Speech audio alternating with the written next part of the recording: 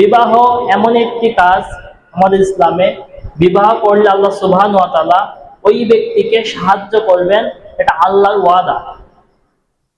আল্লাহ বলছেন, ওয়া আনকিহুল আইয়ামা মিনকুমুস সালিহিনা মিন ইবাদিকুম ওয়া ইমাইকুম ইয়াকুনু ফুকারা ইউগনিহুমুল্লাহু মিন ফাদলি ওয়াল্লাহু ওয়াসিউন আলিম।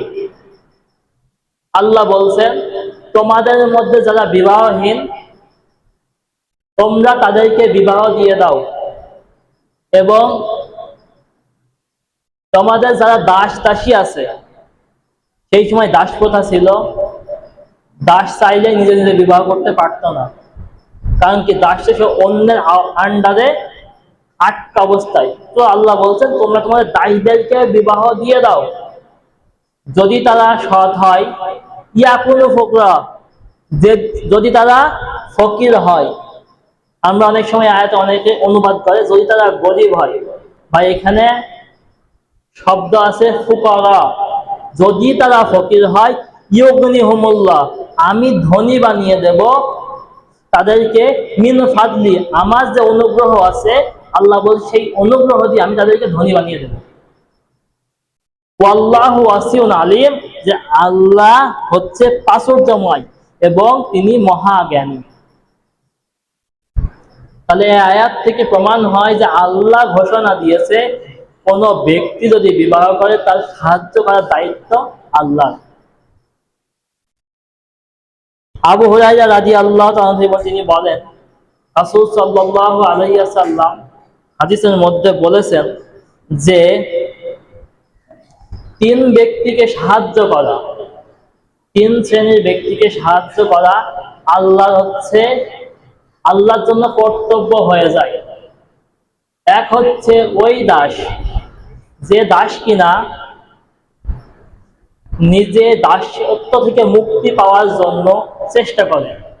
হয়তোবা যে দাস, তার মালিক তাকে এভাবে বলেছে, তুমি যদি এত পরিমাণ টাকা জোগাড় করে আমাকে দিতে পারো তাহলে আমি তোমাকে মুক্ত করে দেব।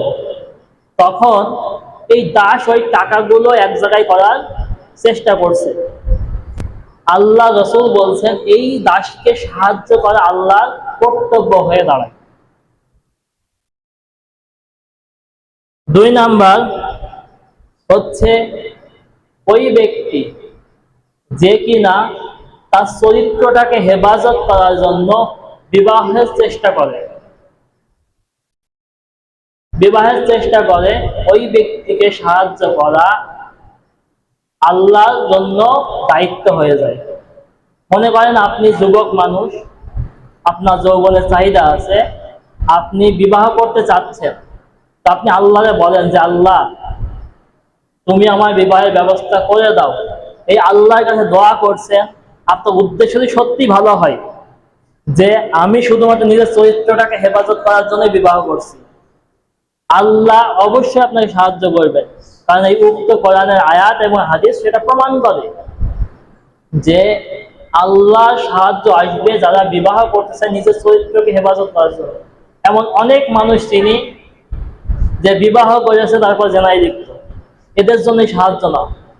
সাহায্য একনিষ্ঠ তাদের জন্য বিবাহ করে শুধুমাত্র কি নিজের চরিত্রটাকে হেফাজত করার জন্য। এবার যার চরিত্র হেফাজত হবে সে কি জেনায় লিপ্ত হবে? হবে কখনো?